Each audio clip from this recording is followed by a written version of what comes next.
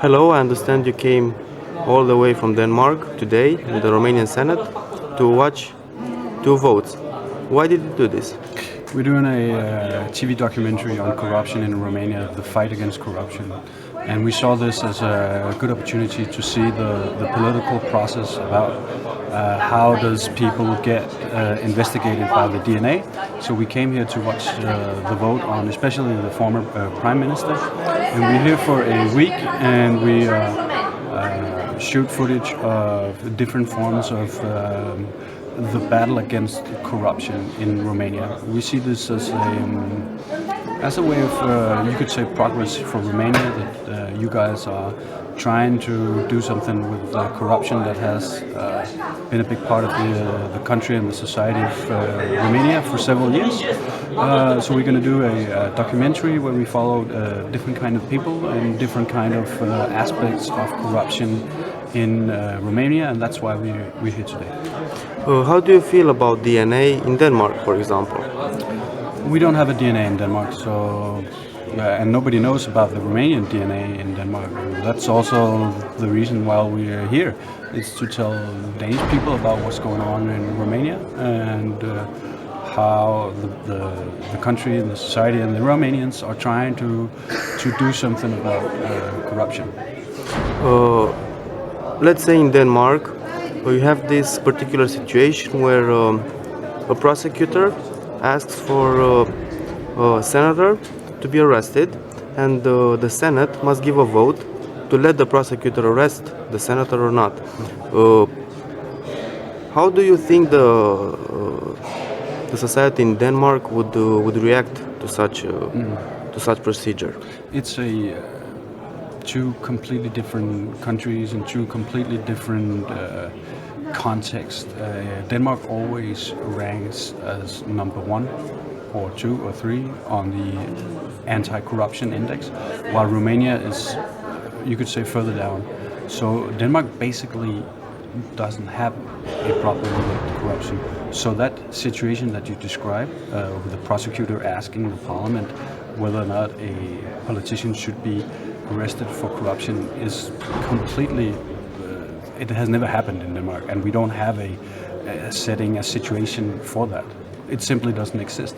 That's also why it's interesting for us to come and see some of our European brother countries in the Union, how they battled and how they handled their situation down here. Is it anything that you expected to happen? Well, yes and no. I had no idea that this was such a big part of the Romanian media. It's what people talk about, and it's all over the political process in Romania. I did not have an expectation that it was as big as I kind of feel it is.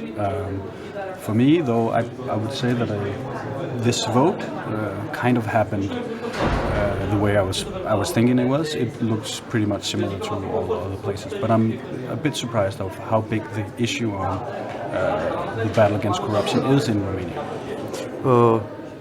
Some of the senators had their vote hidden. Some of them showed how they vote with clean hands. How do you find this? How did it feel? Well, basically I would say that any vote like this should be with open hands, as you call it. Everybody should be able to see whether or not you vote yes or no to such a vote.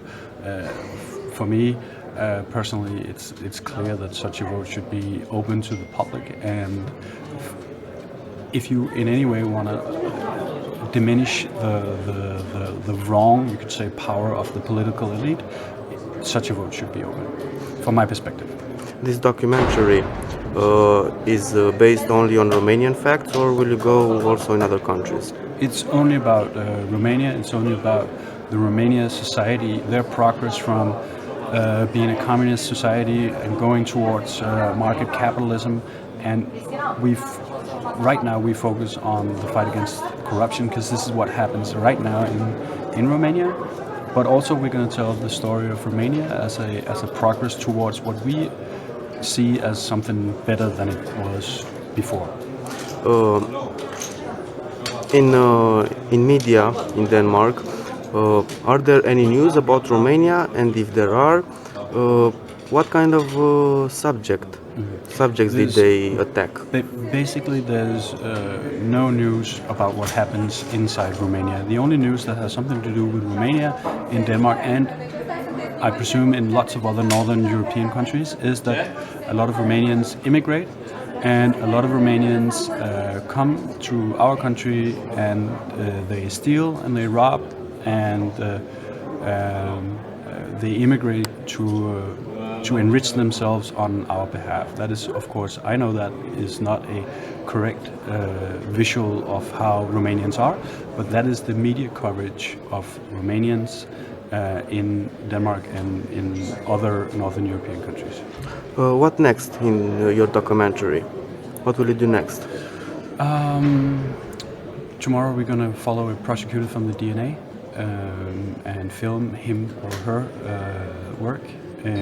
As much as they will allow us to participate. I don't think they will let us in that much, but we're going to go with him or her and see their work inside the DNA, and probably it's going to be very limited due to, of course, they want to protect their evidence. So that is our next step. Yeah.